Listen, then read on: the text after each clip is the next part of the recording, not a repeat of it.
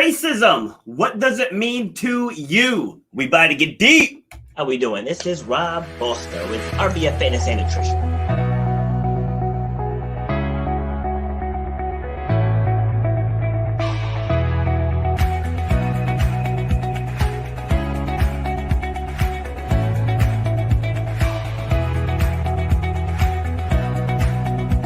You should know the value that you bring to the marketplace.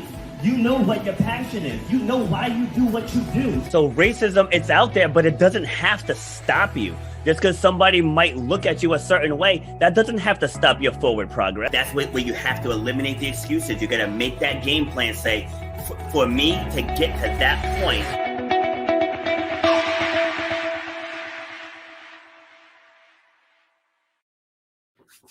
all right, here we go with episode number 3 of We About to Get Deep with Robert B. Foster. Now, originally, this is supposed to be a debate show, but panelists aren't reliable. I was supposed to have 5 panelists on with me today, and not one of them showed up, which is rude. So that's why I put it out on Facebook. If people want to join in the discussion, you can put whatever your thoughts are in the comment section. I'll read them on air, and you can add your 2 cents into the conversation. So I will have my daughter joining me. And as we were in the green room, we'll call it, we came up with a great idea that we'll just start doing the show together. So like a father-daughter kind of thing. So that way we don't have to depend on other people to show. Because this is 2 weeks in a row. Because just like last week, I was supposed to have 5 panelists and 2 shoot. So I'm just going to take control of it and just do it myself with my kid. So today's topic is, what does racism mean to you? To you. And I'm going to read a couple definitions here, and then I'll bring my daughter on, and then we will discuss it. So this first one is on just a Google search. It says, so racism, prejudice, discrimination, or antagonism directed against a person or people on the basis of their membership in a particular racial or ethnic group, typically one that is a minority or marginalized. So we have a lot to unpack there.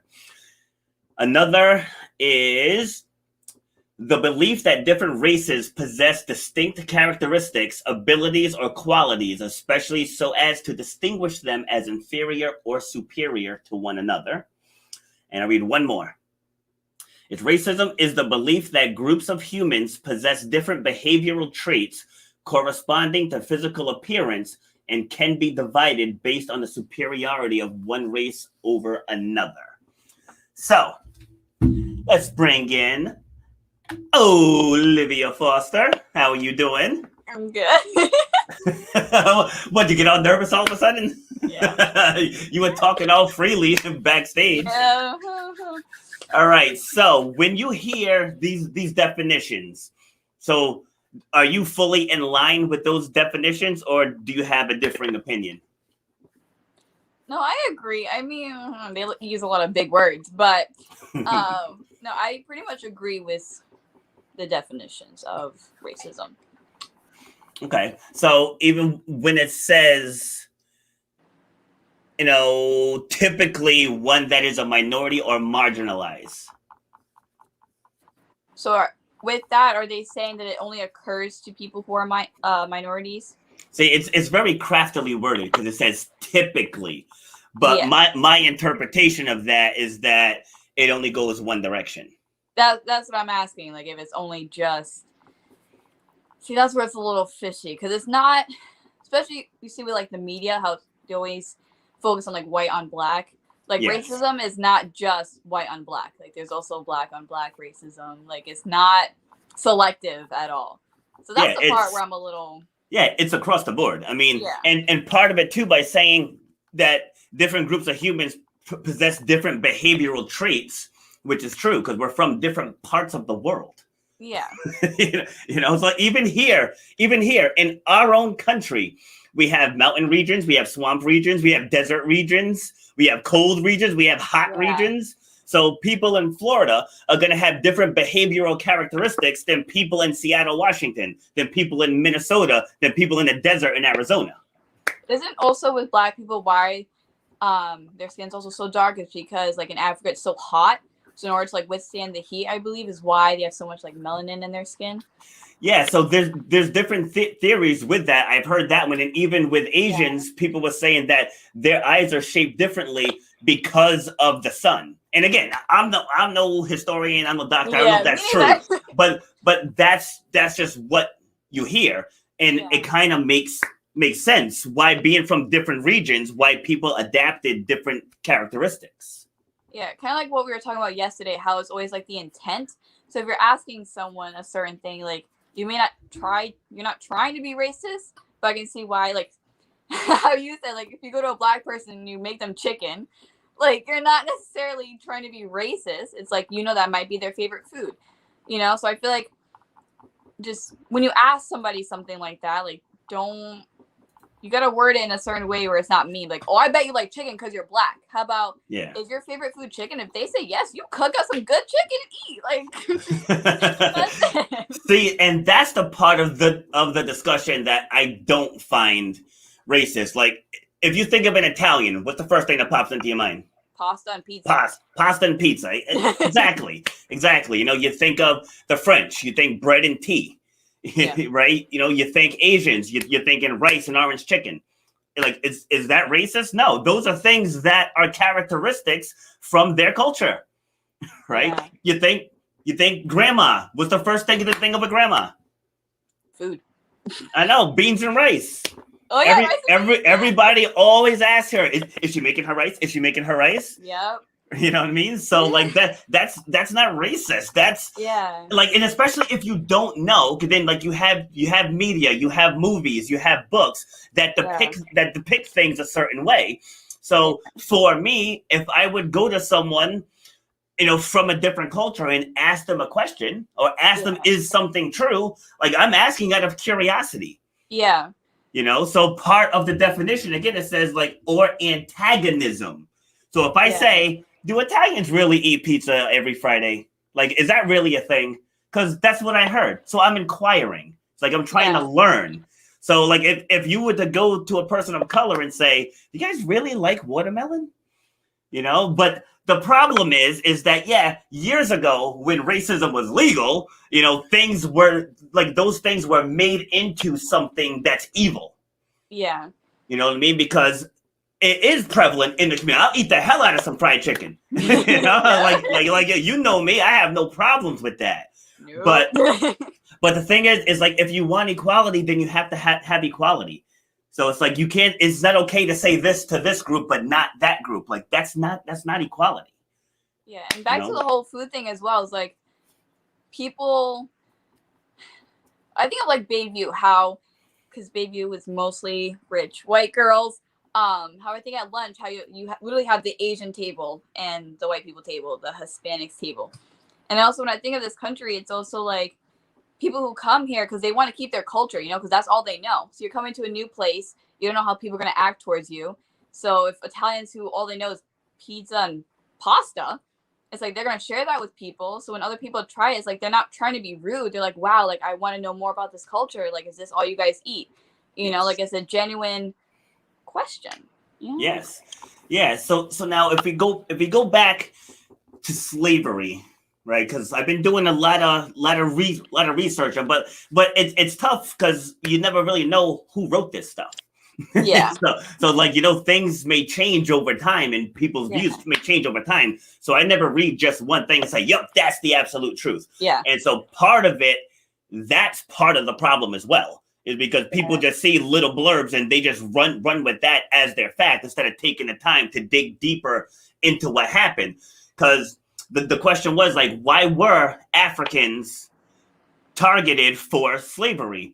And so what I'm finding in the research is that, when the Spanish came over and they started taking over the land from the Indians, that they originally tried to enslave the Indians. But it was easier for the Indians to revolt because that's their land. Yeah.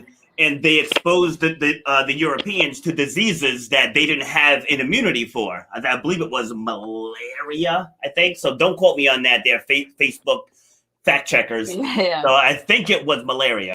But so like they ran into a lot of resistance. So they went to get people that aren't familiar with the area and familiar with the terrain, and that's why they went to West Africa and started getting slaves from there. But what people forget is that there were slaves everywhere, and they weren't and they weren't just Africans. They were everywhere. So I mean, there were white slaves, like indentured servants. It's like, they got paid almost nothing, but they were still doing slave work. Yeah. So granted, coming here, the difference people would argue is that the blacks, they definitely got completely stripped of their culture, of their heritage, and they were treated in brutal conditions. Like that is an absolute fact. So post-slavery, see, this is where, I'll get deeper into this one next week with the police brutality. But so now slavery is over, and, the blacks were pushed into what are now the inner cities, because like they really didn't want them in the white neighborhoods. So you can say that's the big, I guess slavery itself was the beginning of systemic racism, but that's when policing came about, because in lieu of jail time, they put the slaves back, the freed people back on the plantation. Yep. So any little thing that they slipped up with, they arrested them to put them back on the fields. Yep. So like, I'm not sure how much of that timeline but then, so from there, they call it the slave code, pretty much, like catch them slipping up anyway. And they basically had to make them scavenge to survive. So like that part is all true. Like all of that stuff happened. But now we're trying to use that and say it's still happening today. Yeah. So what are your thoughts on that? As I said yesterday, it's stupid. Slavery has been abolished. Like, it's illegal. 13th Amendment took care of that. Segregation, it's illegal. You don't have white people bathrooms or black people bathrooms. And I feel like oftentimes racism is also used as like an excuse for some people's behavior, and also how it's like, if you want to become a doctor, right? You look on Google how to become a doctor. It's not how to become a doctor for black people or how to become a doctor for white people. Like, it's all the same. And I hate the saying, if you're a black person, that you are going to be 8 steps behind. Like, no. Like, you may have to go about it a different way. Like, say you may have to take out student loans. You may have to, like, take a year off to, like, work and save money. But guess what? You're still going to go to med school. You're still going to, get internship hours, and you'll become a doctor. And I just feel like also for, like, job interviews, where if, say it's me and another white person, because I'm part black, if people didn't know, like, and say I didn't get the job. They know I'm your dad, dopey. Well, yeah, I know. Go ahead. Like, and say the white person gets the job, it's like, I'm not going to tell myself, oh, it's because I'm black and they're white and they have privilege. Like, no, if anything, I'd be like, oh, I'm probably not qualified. I need to go fix that. And I feel like they use that as an excuse for why they didn't get the job. Like, no, maybe it's because you're lacking qualifications, or maybe because you got grills in your teeth. Like, that's not how we talked about last week, I think it was, with like appearance. Yeah. Like, I just feel like oftentimes, instead of taking accountability and wanting to actually like work on yourself and, as you say, grind and work, they just be like, oh, this your daughter? Yes, I'm his daughter. Hello. But yeah, that's just. Yeah, so I mean, along those lines, I definitely agree. But there are issues, but I feel like a lot of the issues, and again, people, this is an opinion show. Okay, so what I speak is my opinion. It's her opinion. You can obviously comment on our opinions. Feel free. But this is the way I was brought up. So I was brought up, my father, God rest his soul, said to me when I was young, he's like, people will always see the color of your skin. It's up to you to help them see past it. Right. And that's the same thing I teach my kids. But before I sent Olivia off to college, I told her, I said, you are a mixed race female. Said there's going to be people out there that are going to tell you what you can accomplish. Said they're going to try to stuff you into a box. I said, make sure you carry a knife with you, figuratively. And if they try to stuff you in a box, you cut yourself right out of it, because it's up to you to shape and forge your path. So what's happening now, the aftermath of slavery lies in the generational mindset of people. Yeah.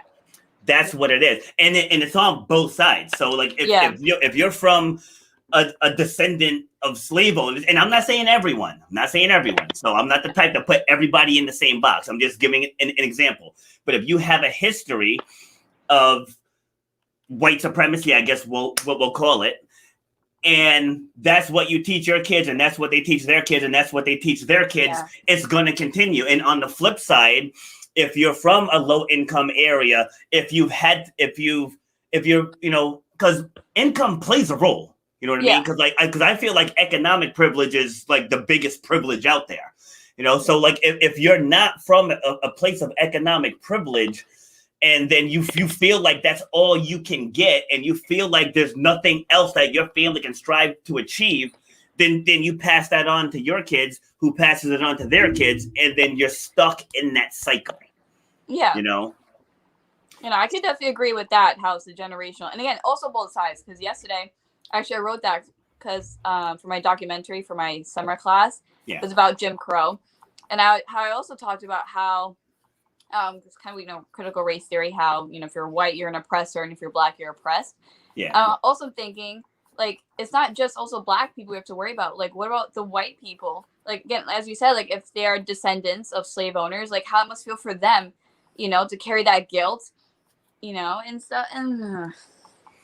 Yeah, and see, and that's the other thing too. I mean, both of these, like white privilege and white fragility, like those can be a full topic for another show. But to blame people for something that happened a long time ago is the most asinine thing I've ever heard in my life. So if I get beat up by someone, and then years go by and they have a kid, I should be mad at their kid. It's like when you think about it like that. Because nowadays in 2021, there are more successful blacks than any other time in history. And someone like you, I said this to you yesterday, you've had a black president longer in your life than you've had a white president. So like let that sink in for a second. So if this is such like, I posed this question to you yesterday too. I said, if white supremacy and racism are the biggest things plaguing this country right now, and Donald Trump was labeled a white supremacist, how did he lose the election? Right? If it's so rampant in this country, then how did the white supremacists not win? So it's just those things that make you go, right? Because I told you, what happens is, this is politically driven. Politically driven. Like, I've said this before, because like the Republicans have a strong enough base to where they can win with minimal black vote. Mm-hmm. Whereas the Democrats have like 90% of the black vote.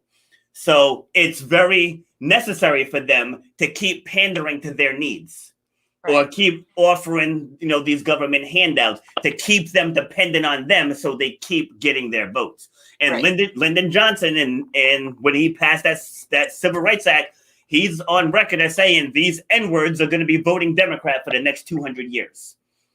So people that are stuck into that mindset, I'm sorry, but that's on them. You have to break free from the mindset.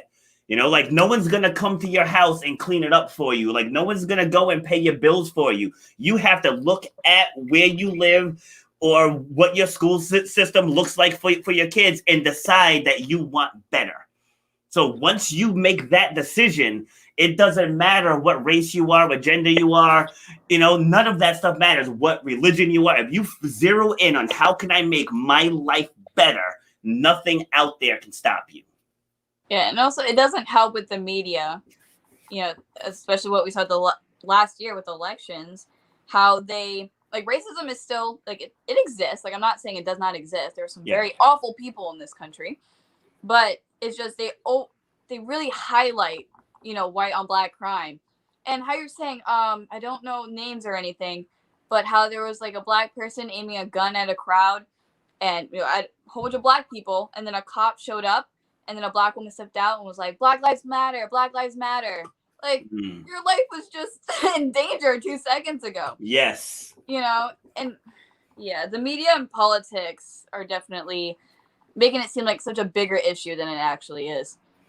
Yeah, and again, because it's all about votes. It's like they're already gearing up for the 2022 election. Like, you can just watch the news, because I watch mostly independent news, but I still pay attention to the mainstream ones just to see what they're feeding out there, and to also get debate topics.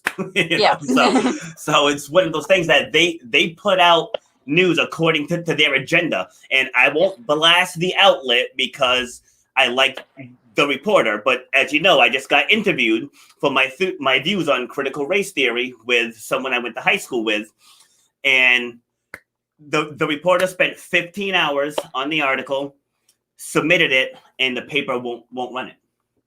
They won't run it because it doesn't fit their narrative. Yeah. Because, and for those that don't know, I am against critical race theory. So, and if you want to know why, listen to last week's show, because it was all about that. But they wouldn't run it.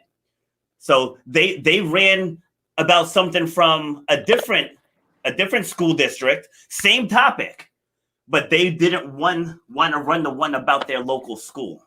Because they don't need people like me speaking out against this stuff, because it goes against their narrative. Right. Yeah, I know also you already debated about critical race theory, but how I feel about that. I just, oh my God, I'm losing my train of thought. Oh my God.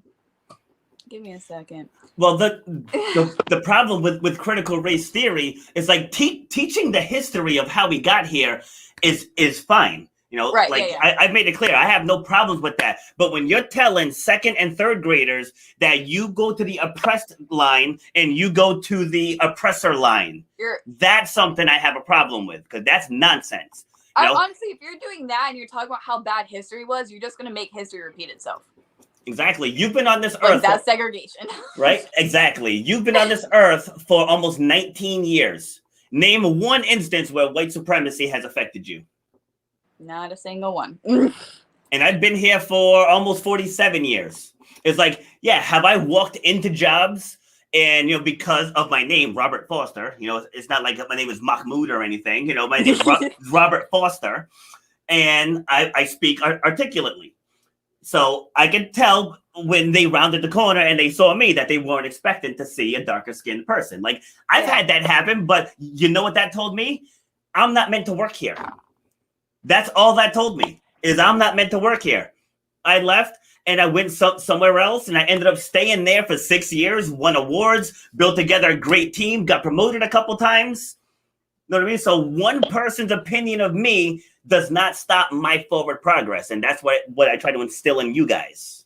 That's what I'm saying. It can be so damaging because, again, with the whole thing about racism is like you're making a judgment about somebody without even getting to know them. And so if you really believe that because you are of a darker complexion that, people are going to doubt your intelligence like this, you might want to get out of that, like and it just sucks because I said with like politics and like social media and stuff, it's like we're all played like fools because people easily buy into that stuff. And yep. Like I said in the critical race theory one, it's about emotional control. That's what it is. It's about emotional control. See, it's like people don't want to debate with me because they can't break me. You know what I mean? Like, no, because you know me. When I have my stance is solid. Yep. It's solid. And I'm not, it's like, I'll listen to you and I will respect your point of view, but you will not break me down. And like so many people try in the comment section and all that. And it's like, listen, I was raised to think a certain way. And that's the problem. When kids are born, kids aren't born racist. Kids are taught racism. Yeah. And that's what critical race theory is doing, is it's teaching kids to be racist. Exactly. And like I said to you, it's my job to teach you moral values. It's not the job of the school. The school should be teaching math, science, English, history, reading, but just teaching history. You shouldn't be talking about oppressed and oppressor. You shouldn't be talking about privilege to a 6-year-old white kid. You're gonna put it into their minds at what? And I keep saying there's far more poor white people than rich white people. Far more. So that's why I said economic privilege is actually the thing, because LeBron James, he ain't struggling. His son Bronny, he ain't struggling. Michael Jordan's a billionaire. Oprah's a billionaire. I don't remember his name, but a black billionaire paid for the loans for, I don't know the exact story, but he put out a lot of money for all of these kids in this one college.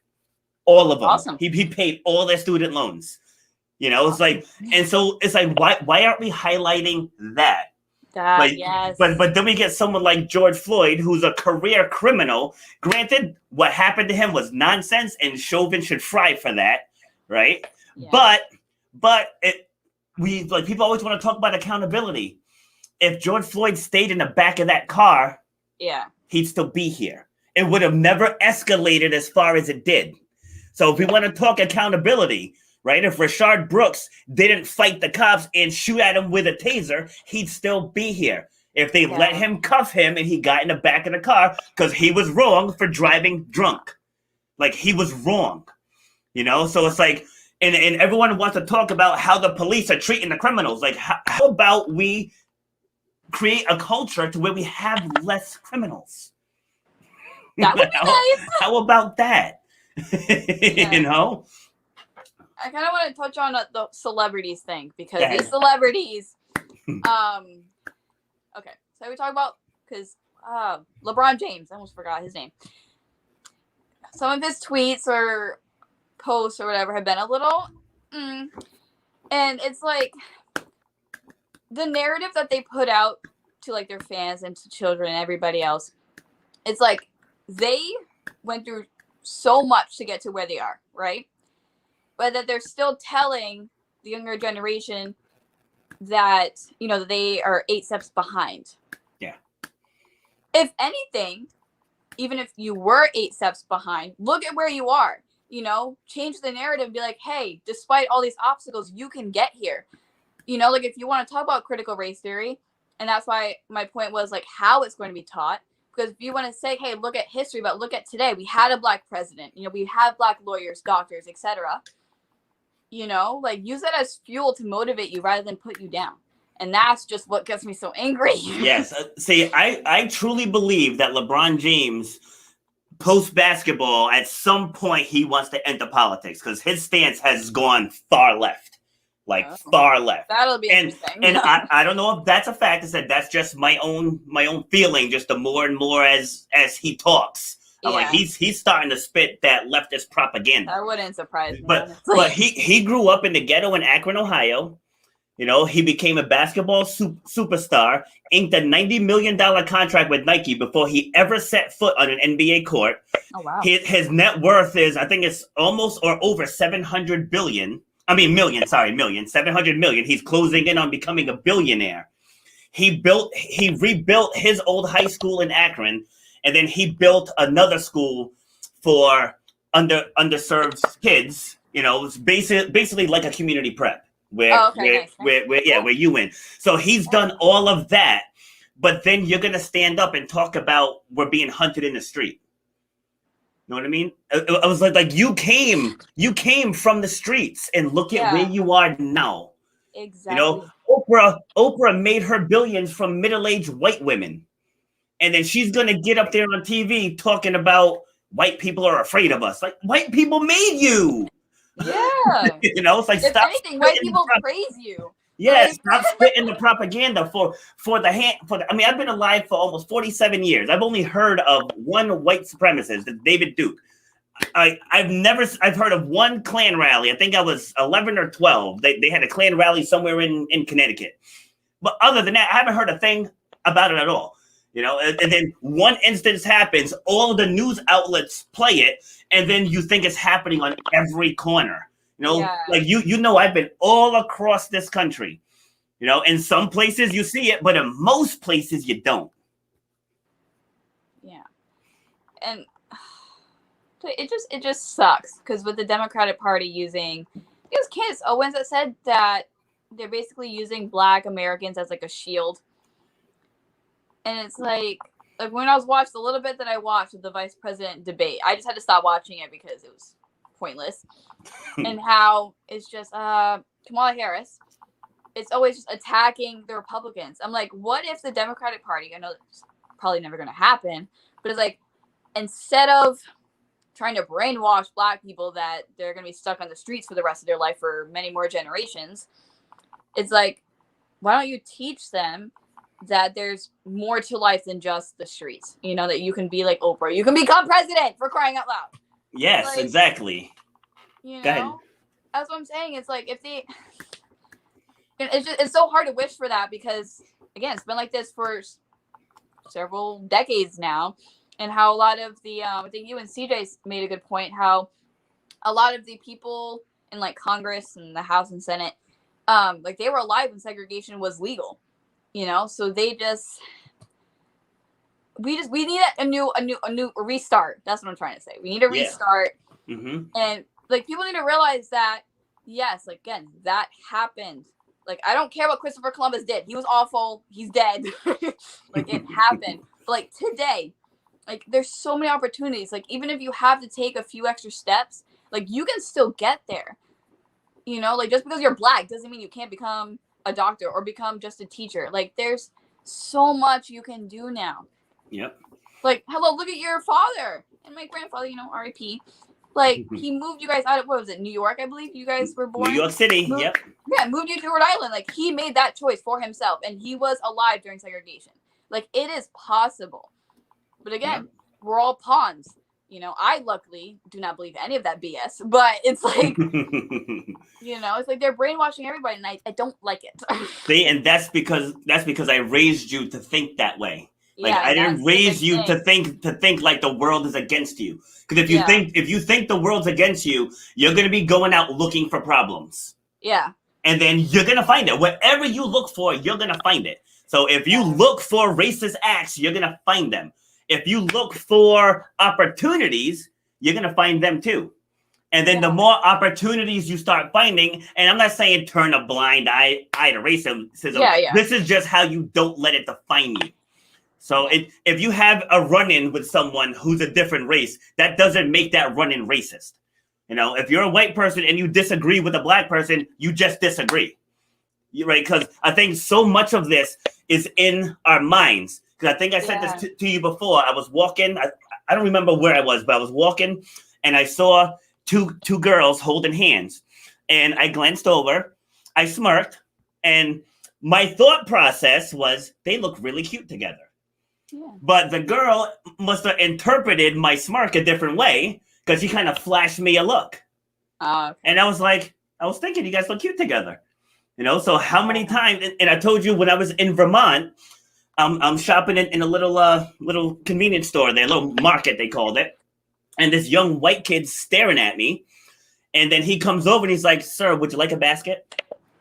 You know, so my initial thought could have been, he thinks I'm going to steal something because I'm Black.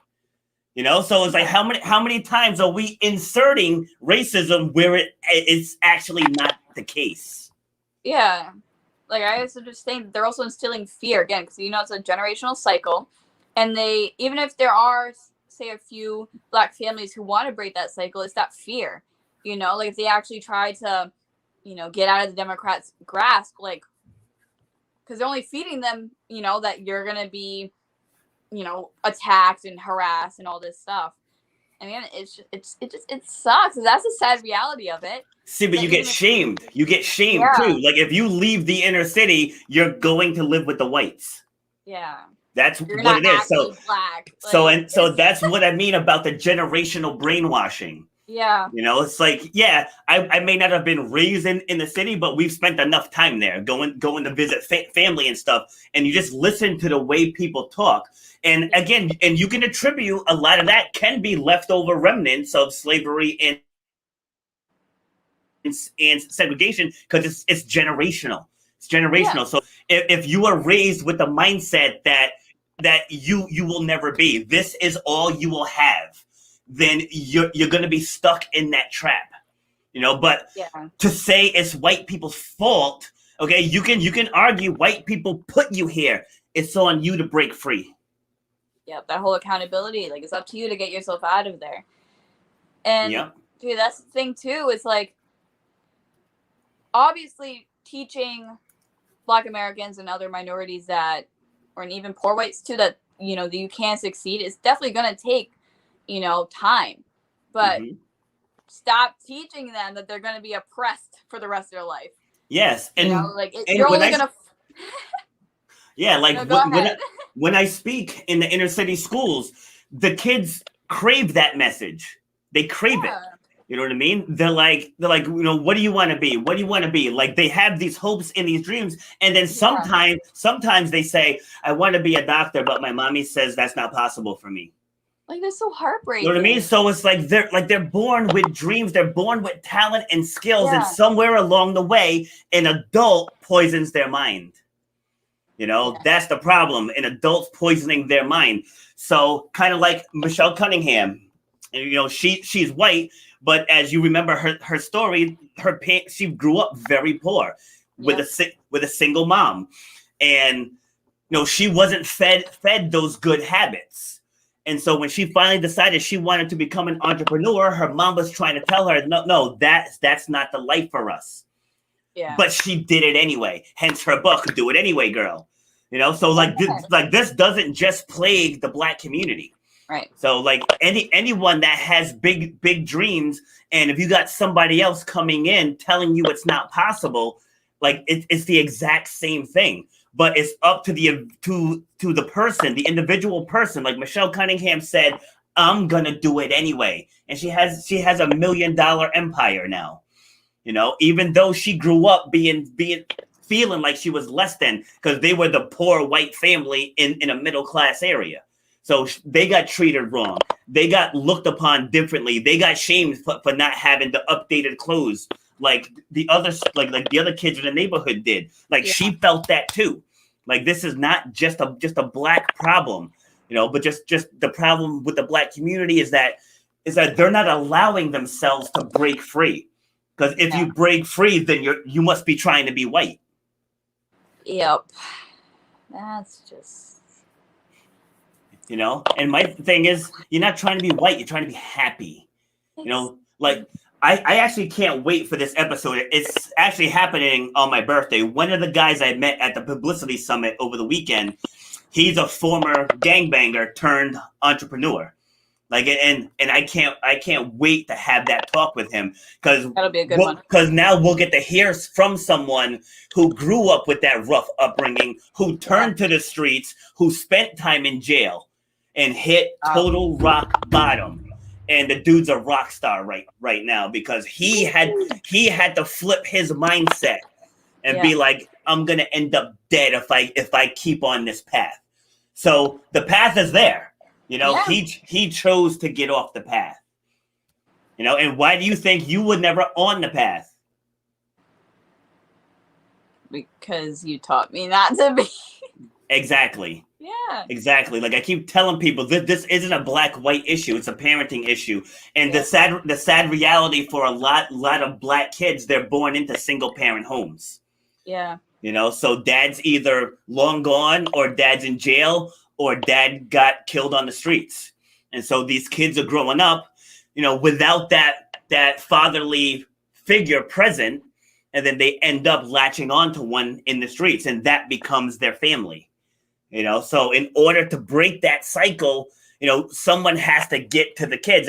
And I said, once all the schools fully open, I plan on talking at a school every single day, all over. Like I'm going to speak all over, but I'm going to target these inner city schools where that message isn't being taught. And I'm going to let these kids know, despite what you hear, despite what you're being fed, despite what may be happening in your house, you have gifts within you that can change this world out here.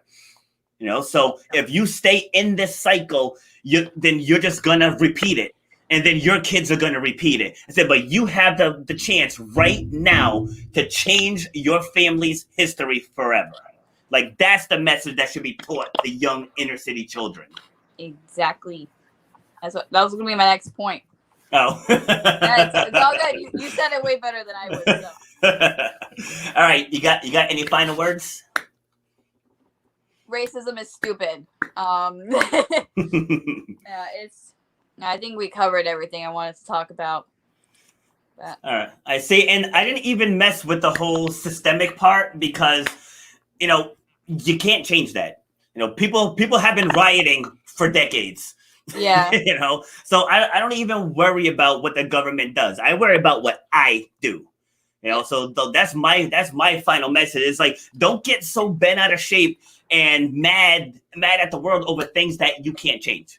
So if you apply for a job and you don't get it, keep applying for jobs till you get one. Because in life, you're going to hear a lot of no's. No matter what color, gender, religion you are, you're going to hear a lot of no's in life. Don't worry about why you got the no. Just zero in on getting the next yes. And then once you get that yes, just dive into your craft and make yourself as successful as you can possibly be. Okay, that's how you get around racism. Because people are always going to hate you for something. Doesn't matter. Like, they're going to hate you because you got gauges. They're going to hate you because you got tattoos. They're going to hate you because you're bald. They're going to hate you because you have hair. They're going to hate you because you wear a man bun. Right? They're going to hate you because your skirt is too short or you don't wear the right shoes. They're like, hate is what drives everything. Yeah. Right. So people that have hatred in their heart, they're going to find something about you that they don't like. And what I teach my kids and when I speak in schools, I tell people other people's opinion of you is none of your business. It's none of your business. Your emotions, you control your emotions. So somebody can jump on right now and be like, Rob, you're the biggest N-word ever. I'll be like, thank you and have a nice day. Because nobody out there is strong enough to crack my spirit. No one out there. So you can call me whatever you want to call me because I know who I am. People that get emotionally triggered is because you don't know who you are and you don't have enough confidence in yourself, to believe in yourself and knowing who you are. I don't know if that made sense, but hopefully you get the point. So. Yeah, I think I switched up the words there, but the whole point is, it's like, once you know who you are, nobody can crack that. People can say what they want to about me. People say, oh, well, you're stupid. Like, you don't even know me. It's like, you don't even know me to question my education. So I'm not even going to entertain that. Like someone say, oh, well, you don't have a college degree. How are you teaching people to market? Because I got educated in marketing. Like, I don't have to have a degree to be educated. So there are other ways to learn. Yeah. So I've actually worked with people who have marketing degrees on their marketing and branding. Yep. Right? See what I'm saying? So for somebody else trying to label me, they don't have to know me. I know me. It's like, I know what I bring to the table. I know what I bring. And I said to you, I walk into any room and I'm like, I'm about to own this room, regardless of who's in here. And that's all being a Leo. I'm just kidding. Right. So even on the publicity summit I did the other day, everyone was like, oh my God, you're a rock star. Oh my God, you're awesome. Like, we definitely have to have you back in the next one. Guess how many of the media people were black? None. Just me. I was the only one. And I went in there and I outshined them all. And it had nothing to do with I'm going to outshine the white people, because I could care less what color people are. I just know when I give my all, somebody's going to have a really hard time outshining me. You know what I mean? So when people get that level of conviction, your skin color, again, race, religion, gender, none of that stuff matters. So believe in yourself, fight for what you want, and stop letting people label you. Livia, thank you very much for joining. And I really think that we should do this. We should create a show with just the two of us. Forget the panelists, because they keep not showing up anyway. It's a nice balance. We got the experienced gentleman. We have the millennial. So that's true. That's true. I like it. Maybe we should bring in a third person that's like around, say, 30. Yeah, that's middle person. Yeah, get different experiences. Yeah. All right. Well, you got to go pick up the kids. So. Yep. All right. See you later. Bye. Bye. All right. So thank you guys for tuning in. Feel free to leave a comment. If you're watching on YouTube, please subscribe to the channel. Share this video. Help us get the word out, because people always say conversations need to be sparked. Conversations need to be sparked, but then nobody talks about it. So I was supposed to have 5 panelists on today. And then the problem is that they joined before I assigned the topics. So then I assigned the topic and none of them showed up, because people are afraid to talk about their truth. So on this show, that's what we're going to do. We're going to talk about our truth, and we can have opposing views. It's okay. Like we don't have to agree. We can have opposing views. So that's what I want. Your biggest takeaway is about mastering you. Okay. Master your inner shine. When you do that, you're going to turn heads for more than your skin tone. All right. You guys have yourselves a great day. Thanks for tuning in.